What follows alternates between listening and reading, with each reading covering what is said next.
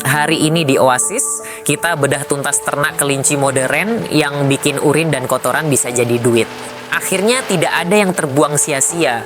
Jadi tonton sampai habis kalau mau tahu rahasianya.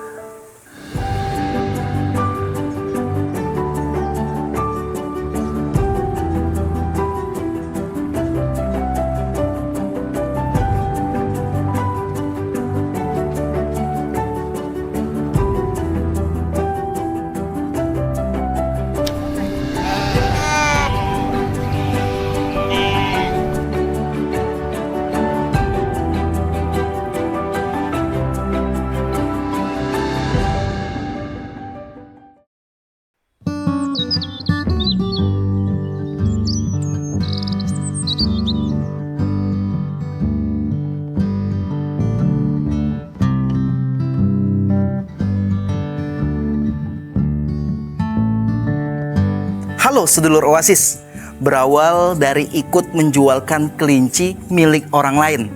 Karena permintaan pasar yang begitu besar, hingga akhirnya memutuskan untuk membangun peternakan sendiri. Cara merawatnya itu ternyata mudah loh teman-teman, asalkan kalian tahu bagaimana ilmunya. Ayo kita bongkar habis, tonton video ini dari awal hingga akhir dan tetap di Oasis.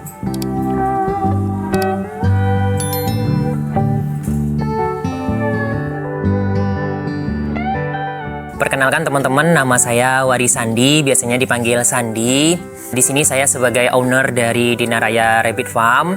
Nah, Dinaraya Rabbit Farm sendiri ini bergerak di bidang peternakan kelinci yang berlokasi di Dusun Kemasan, Widodo Martani, Ngemplak, Sleman, Yogyakarta. Jadi kita di sini mengusung temanya itu saya ini kelinci pedaging yang pengen menuju ke modern ya. Dari cara yang tradisional dulu mungkin yang diumbar, nah sekarang kita beralih ke kandang baterai atau kandang postal satu-satu seperti ini. Ini nih sangat memudahkan kita dalam fase breeding seperti itu. Jadi kita bisa menentukan tujuan kita ke depannya itu seperti apa, baik itu dari kita peningkatan kualitas ataupun ke kuantitas. Kemudian juga untuk kebersihan kandang, memang saya sudah dari awal sudah mengkonsepkan kandang itu tuh enak untuk dibersihkan, makanya saya menggunakan sini sistemnya conveyor ya. Jadi conveyor ini mas, cukup putar tuasnya, semua kotoran langsung hilang tanpa sisa. Ratusan ekor kelinci cuma butuh 30 detik saja. Sangat membantu memudahkan kita dalam merawat ataupun membersihkan kandang. Jadi peternakan kelinci itu menjadi lebih simpel, lebih mudah lagi ketimbang dengan yang cara yang seperti dulu. Serta nanti kalau bisa setiap hari atau seminggu itu 3 kali dibersihkan. Kalau ditumpuk memang kalau urin sama feses kelinci ketemu, amoniaknya sangat tinggi kayak gitu. Apalagi di siang hari nanti akan naik ya. Kemudian nanti akan mengganggu pastinya kesehatan kelinci. Nah untuk itu kalau di kandang Dinaraya Rabbit Farm sendiri saya udah membuatnya sistem terkoleksi ya. Sudah terpisah antara urinnya sama fesesnya seperti itu. Jadi kalau kita lakukan pembersihan apalagi setiap hari itu kandangnya nggak bau.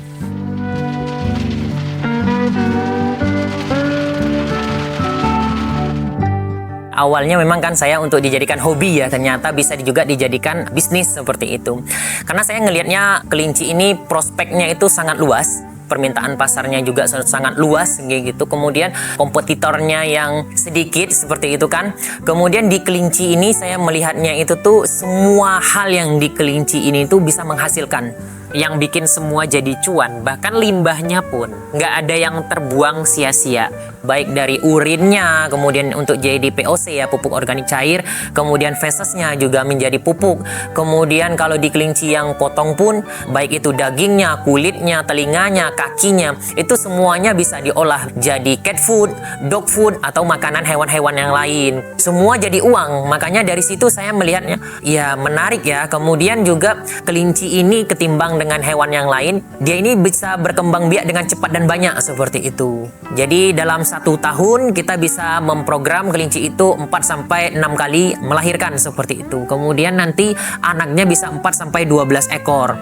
Kemudian pun juga untuk di harga pasar pun juga cenderung stabil dan naik seperti itu ya. Memang karena nggak ada permainan harga ya di sini biasanya, jadi cenderung stabil, kemudian naik terus. Nah, itulah yang membuat saya itu juga tertarik nih untuk memulai bisnis ini ketimbang yang lain. Memang saya coba dulu untuk beternak ayam seperti itu ya, karena kalau ayam ini nih sekalinya kena sakit, yang lainnya juga ikut nular ya, nular yang lain. Beda sama kelinci. Jadi kalau kelinci itu penyakit yang vitalnya itu yang masif skala banyak bisa tertular itu tuh nggak ada. Beternak kelinci itu nggak rumit, nggak berat menurut saya, jadi bisa dijadikan usaha sampingan ya. Untuk memulai beternakan kelinci sebenarnya memang nggak membutuhkan modal yang cukup besar ya Mas. Mungkin seperti kita mau memulai beternakan domba, kambing ataupun sapi ya yang lokasinya besar seperti itu. Saya sendiri pun dulu memulai beternakan kelinci itu cuman di sebelah kontrakan seperti itu. Jadi sebelah kontrakan kan masih ada atapnya itu ya. Jadi kandangnya itu bisa kita bikin 1 tingkat, 2 tingkat atau 3 tingkat. Dulu saya memulainya itu bikinnya tuh 3 tingkat seperti itu. Jadi kan dengan space yang hanya 2 meter itu isinya 1 tingkatnya itu isi 4, itu space-nya 2 meter itu bisa isi 12 ekor kelinci. Nggak bau kayak gitu, nggak berisik seperti itu. Bahkan tetangga pun mungkin kalau di awal-awal nggak tahu ini apa sih seperti itu, saking kecilnya ya ininya tadi. Kemudian juga untuk awal-awal modal, kalau kita nggak mau mengeluarkan investasi yang di awalnya besar, misalnya mau kandang yang galvanis yang seperti ini ya, mungkin kita bisa dengan kandang yang bambu dulu. Memang ketahanannya rendah ya ketimbang dengan kandang yang galvanis yang bisa tahunan seperti itu. Jadi untuk memulai modalnya itu tuh nggak besar seperti itu, modalnya seperti itu Mas. Nah mungkin ya memang indukan tergantung dari kita ya, mau berapa paket, misalnya 1 paketnya itu 1 jantan 3 betina, 5 betina, 6 betina seperti itu.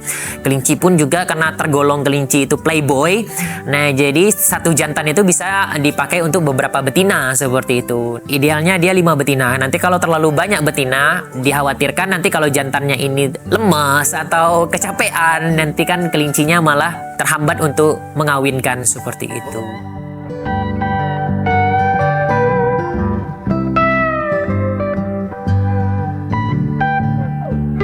Jadi di awalnya memang saya itu orangnya suka berkreasi seperti itu. Jadi saya sudah membuat kandang dulunya yang memang keinginan saya itu untuk memelihara kelinci ya, yang awalnya memelihara kelinci. Kemudian saya membeli kelinci ini, beli kelinci 3 ekor, kemudian tiba-tiba besoknya mati 1, besoknya mati lagi 1. Nah ini membuat saya kan penuh tanda tanya ya di dalam diri saya. Ini kenapa sih ya kalau saya memelihara kelinci itu kok mudah sekali mati seperti itu kan? Nah saya mulai nih baca buku, baca jurnal, kemudian lihat-lihat tontonan atau cari-cari di Google. Nah di situ saya mendapatkan wawasan baru. Ternyata cara saya merawat kelinci itu tuh salah. Kemudian cara pemberian pakannya itu salah kayak gitu. Di situ pun juga saya menemukan nih, oh ternyata kelinci ini peluang bisnisnya besar juga ya kayak gitu. Nah dari situ saya mulai belajar, membeli lagi nih, membeli indukan, kemudian dirawat dengan caranya yang sebenar itu seperti apa, pemberian pakannya, kemudian jadwal pakannya, dan lain-lainnya. Nah dari situ kemudian saya juga coba untuk sharing dengan teman-teman. Ternyata di lingkungan saya ini peternaknya banyak juga ya. Jadi saya datangin satu-satu, saya belajar, Pak izin saya belajar ini merawat kelincinya seperti apa.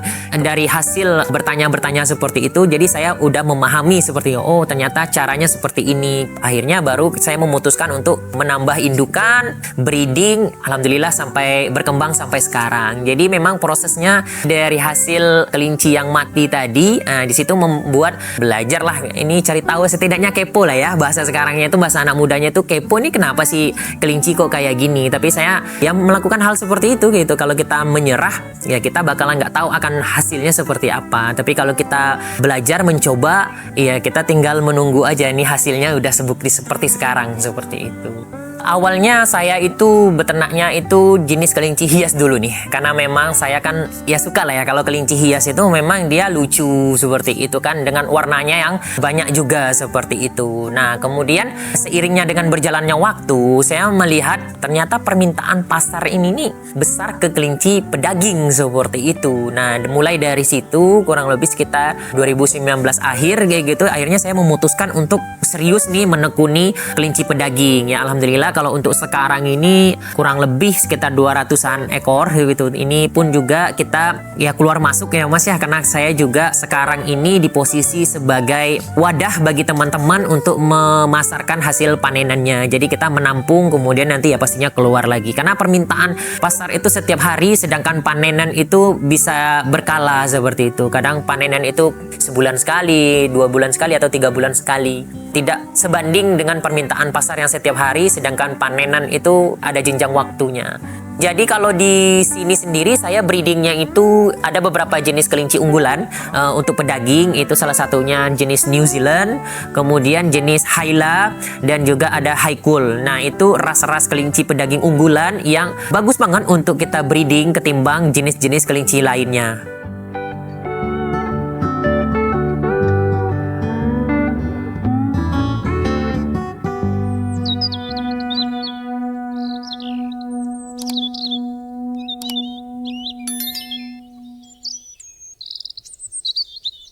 Untuk kegiatan sehari-harinya yang saya lakukan di peternakan ini sebenarnya nggak memakan waktu yang banyak kalau kita beternak kelinci. Walaupun ini kapasitasnya mungkin ratusan ekor, itu nggak membutuhkan waktu yang banyak. Jadi di pagi hari saya cuman pertama ketika saya buka kandang itu saya memantau kesehatan kelinci dulu nih. Mana kelinci-kelinci yang tadi malam nggak makan, itu kira-kira kita cari tahu dulu sebabnya apa ya kayak gitu. Karena kalau nggak makan atau hewan ataupun ternak itu kalau nggak makan kan pasti ada salah satu sebabnya. Nah biasanya itu dulu yang kita cari. Tapi kalau is okay semuanya sudah makan, habis semuanya, ya kita lanjut pemberian pakan. Kemudian setelah itu saya lanjut ke memutar konveyor tadi untuk ambil kohenya, kita kumpulkan, kemudian ambil urinnya untuk kita kumpulkan juga, kemudian lanjut mungkin sapu kandang. Setelah itu ya udah sejam atau 2 jam ya saya di kandang. Setelah itu ya saya pergi ke depan ya ke toko saya, kan di toko workshop seperti itu, produksi kandang. Setelah itu nanti sore baru kita datang lagi ke kandang. Nah di kandang pun juga sama hal yang pertama yang saya lakukan, kita ngeliat dulu ya, skinning dulu lah kelinci-kelinci mana ada suatu seperti itu misalnya yang terlihat lesu ataupun yang lainnya. Tapi kalau secara ini enggak, ya sudah kita lanjut lagi. Biasanya kalau saya di sore hari itu mulai nih mengecek indukan-indukan. Misalnya yang sudah kita kawinkan, kita lakukan cek palpasi atau perabaan, ini kelincinya hamil atau tidak. Ataupun yang belum kawin, ya kita kawinkan di saat di sore hari seperti itu. Biasanya kan ada fase birahinya ya. Misalnya sore dia nggak birahi, berarti paginya ya gitu. Jadi setelah kita ngasih makan, ngasih minum, ya dia birahi, ya udah kita kawinkan seperti itu. Jadi semudah itu sih sebenarnya, sesimpel itu ya. Nah, kalau saya beternak kelinci, kemudian sorenya itu tadi ya kembali kasih makan, kasih minum seperti itu. Kemudian mungkin karena sore mungkin waktu kita lebih santai, nggak ini pekerjaan lagi gitu. Jadi kadang kita ngelihat kesehatan kelinci aja. Ya misalnya terkena jamur tadi, yang langsung kita obati seperti itu. Jadi kita nggak butuh waktu yang banyak ya, menghabiskan waktu yang banyak di peternakan ini seperti itu.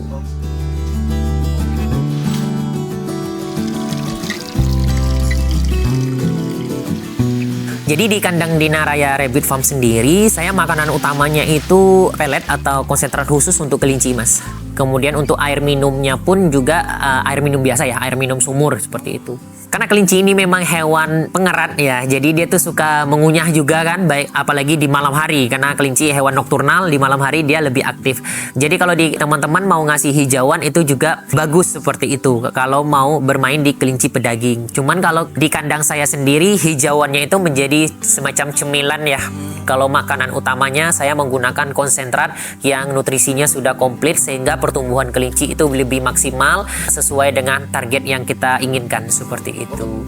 Kalau untuk penyakit di kelinci yang paling sering terjadi itu namanya skebis atau gudik bahasa Jawanya, atau koreng biasanya, yang muncul biasanya di lapisan kulit atas ya, biasanya di kuku, hidung, telinga, mulut ataupun bagian kulit-kulit yang lain misalnya seperti itu. Cara mengatasinya, pastikan kandang kita itu kering, jadi jangan lembab terlebih untuk pijakan kaki ataupun bagian belakang-belakang dari kandang. Karena kalau lembab nanti ya bakteri pastinya akan gampang ya Mas ya untuk berkembang di sana seperti itu, dan penyakit pun juga akan sering datang. Kemudian penyakit yang lain biasanya itu seperti mencret. Nah, mencret ini biasanya ya disebabkan oleh bakteri itu tadi ya. Bisa bakteri itu masuk lewat makanan ataupun hal-hal yang lain biasanya kalau segi mencret. Kalau biasanya mencret, kotorannya itu hanya lembek saja seperti itu biasanya hanya kekurangan serat aja.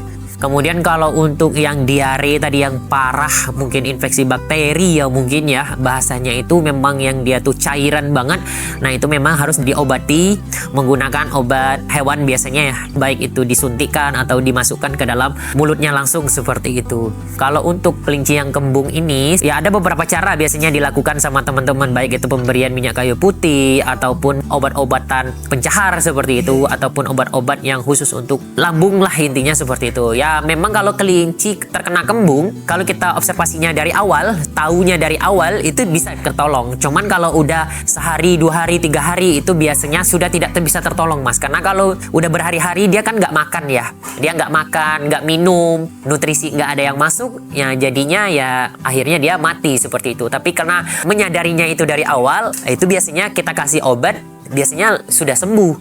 Nah untuk itulah yang saya lakukan pagi-pagi hari itu tuh ketika datang ke kandang kita mengecek dulu nih mana nih kelinci yang nggak makan. Dan kalau dia seperti itu biasanya cenderung kelincinya itu pasif ya, nggak aktif bergerak seperti ini, dia diem aja. Nah dari situ kita sudah melihat ini kelincinya ada 2 indikasi ya menurut saya pribadi seperti itu.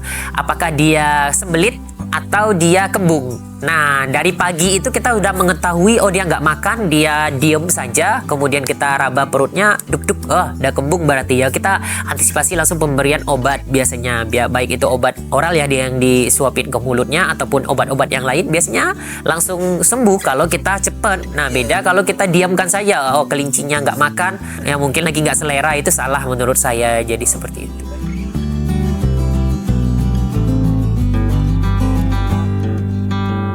Jadi dulu itu memang saya melakukan sebuah kesalahan ya. Mungkin umum kesalahan ini sering dilakukan oleh teman-teman ataupun orang-orang yang baru membeli kelinci seperti itu. Jadi kesalahan yang biasanya kita lakukan itu pemberian pakan dan perawatan. Biasanya kita tahunya kelinci itu hewan yang lucu, imut, kemudian dia sangat suka dengan wortel, apalagi kangkung ya seperti itu ya. Seiringnya berjalan waktu tadi saya mempelajari tentang itu, ternyata ya itu sebuah kesalahan yang besar seperti itu. Bahwasanya kelinci ini kan dia butuh nutrisi yang komplit ya untuk tubuhnya seperti itu. Sedangkan kalau kita memberian wortel, kangkung itu kan hanya sekedar satu macam ya seratnya yang tinggi. Kemudian kalau yang dia masih segar itu kandungan airnya sangat tinggi banget. Nah seperti itu.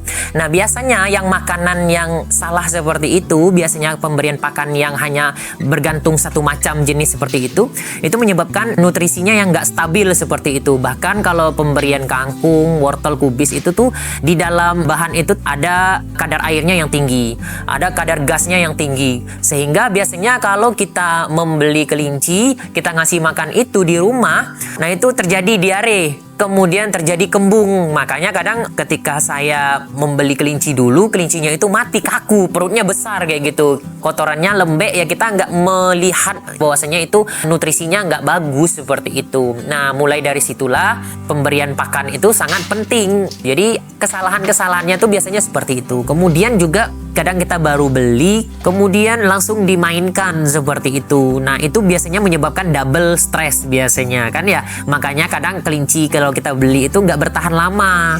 Ada baiknya memang ketika kita baru membeli kelinci, kemudian kita sediakan makanan yang nutrisinya komplit, baik, tersediaan minuman, kemudian ya kita istirahatkan dulu lah. Mungkin besoknya baru kita ajak bermain nih kelincinya untuk berinteraksi dengan kelincinya. Tapi kalau baru datang langsung dimain, beruber ke sana ke sini, ya pastinya double stres itu tadi. Biasanya dia nggak akan bertahan 2 hari, 3 hari, 4 hari, ya biasanya langsung mati. Nah itu biasanya berdasarkan pengalaman sendiri dulu seperti itu. Selain itu banyak juga yang bilang kalau kelinci itu bau. Padahal kan sebenarnya untuk bau itu tergantung dengan pakan yang kita berikan ya. Kalau pakannya itu sudah ada di dalamnya itu kandungan untuk mengurangi bau, biasanya tidak bau. Tapi kalau makanan-makanan misalnya seperti hijauan yang memang hijauan itu sengit baunya, kemudian dibarengin dengan kebersihan kandang yang kurang, itu pasti bakalan bau. Kemudian kalau untuk kelinci yang sering menghamburkan makanan, memang kelinci itu sedang dalam fase bermain, biasanya seperti itu. Jadi dia sangat senang, biasanya memang karakternya dia lebih suka bermain seperti itu, bukan berarti dia stres. Kemudian kalau dia mencabuti bulu, memang kalau setiap dia mau melahirkan dia akan mencabuti bulunya, itu sebagai tanda dia membuat sarang, lagi membangun sarang untuk proses dia melindungi anakannya nanti dari udara luar ataupun predator-predator seperti itu. Terus kalau indukan kelinci memakan anakannya, yang selama ini saya tahu dibaca di jurnal, itu dia memang seperti karakter dari sebuah hewan untuk melindungi anaknya. Biasanya disebabkan oleh stres ataupun indukan yang merasa anaknya ini dalam keadaan terancam ataupun nantinya tidak akan bisa baik untuk berkembang. Nah, biasanya kelinci-kelinci yang stres itu biasanya dia akan memakan anaknya. Istilahnya itu membunuh dengan cara dia memakan anaknya. Nah, biasanya kalau yang seperti itu biasanya disebabkan oleh stres. Stres itu bisa dari faktor dari luar ataupun dari dalam. Kelinci itu merasa ada predator di sekitarnya.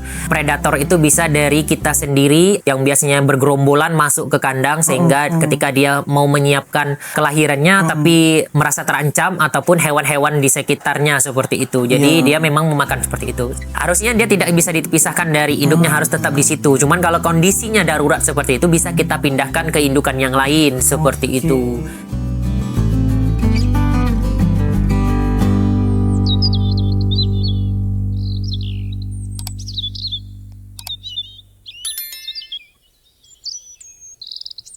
Kepuasan saya yang pertama kalau dari peternakan kelinci yang selama ini saya jalani itu mungkin stres saya lebih berkurang ya, karena saya lebih sering berinteraksi, bermain dengan kelinci. Kemudian juga sekarang itu saya menciptakan kelinci yang sesuai dengan standarnya seperti itu untuk kita showkan, kita konteskan. Nah, biasanya kalau menang dari kontes itu ya kepuasan ya, sebuah kepuasan. Kemudian kalau dari material mungkin selama ini yang saya dapatkan ya pastinya sudah mencukupi kebutuhan dari keluarga saya ya, untuk anak-anak saya sekolah, kemudian kebutuhan sehari-hari, terus meningkatkan kemudian relasi ya, punya banyak teman, punya bergaul, baik itu dari muda sampai ketua seperti ini. Itu membuat kepuasan saya lebih lagi, karena memang saya suka berinteraksi dengan kelinci, itu membuat saya senang banget lah.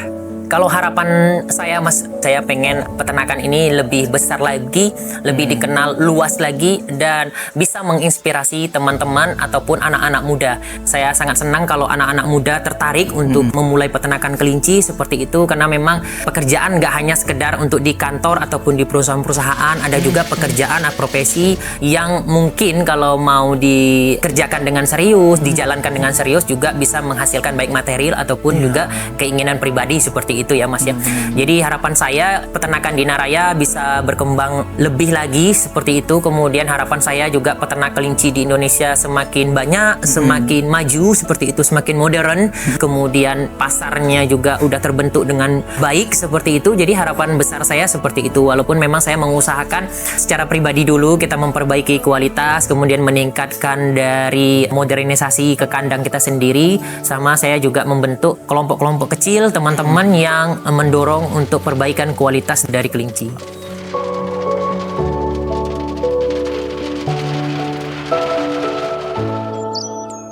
Di Naraya memang membuka kemitraan Mas, khususnya untuk wilayah Yogyakarta dan sekitarnya. Jadi kita di sini untuk sebagai wadah bagi teman-teman baik yang sudah beternak kelinci ataupun yang baru memulai beternak kelinci. Kalau mau bermitra, kita siap menampung panenan kalian sebanyak apapun, khususnya untuk wilayah Yogyakarta dan sekitarnya seperti itu. Kemudian nanti kita juga memberi pendampingan seperti itu, memberi panduan, dampingan untuk bagaimana caranya kalian beternak kelinci bisa berhasil, bisa sukses seperti itu. Ada baiknya kalau kita memulai sesuatu itu kita memang butuh mentor atau butuh guru ya untuk sharing seperti itu, sharing pengalaman. Karena dulu mentor saya, guru saya itu ya dari kegagalan itu seperti itu. Dari situ saya mendapatkan pengalaman. Nah, pengalaman itu mau saya berikan kepada teman-teman yang baru seperti itu. Kemudian untuk jadi mitra nantinya teman-teman nggak usah khawatir, kita di sini menyediakan bibit untuk kalian ternakkan. Kemudian kita juga menyediakan kandang untuk tempat kelinci kalian. Kita juga menyediakan pakan, dan pastinya kita dampingi seperti itu. Dan juga nanti panenan dari teman-teman kita tampung, kita ambil panenan dari teman-teman semua. Bahkan juga nanti kedepannya untuk urin dari limbahnya, kemudian fesesnya itu juga akan kita tampung seperti itu, karena kita sedang mengerjakan skala besar untuk urin dan juga feses ini, sehingga kita juga nanti akan memasarkan ke pertanian-pertanian yang lebih luas lagi. Jadi untuk teman-teman yang mau bergabung bergabung, nanti bisa hubungi aja kontak atau sosial media dari Dinaraya Rabbit Farm seperti itu.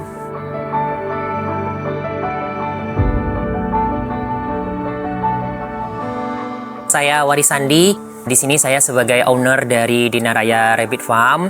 Tetap terus kejar keinginan kalian sampai berhasil. Kalau gagal, kembali ulangi, tapi yang lebih baik lagi, evaluasi untuk mencapai kesuksesan yang kita inginkan. Mungkin gitu aja teman-teman. Terima kasih sudah menonton video ini. Sampai jumpa lagi di video selanjutnya.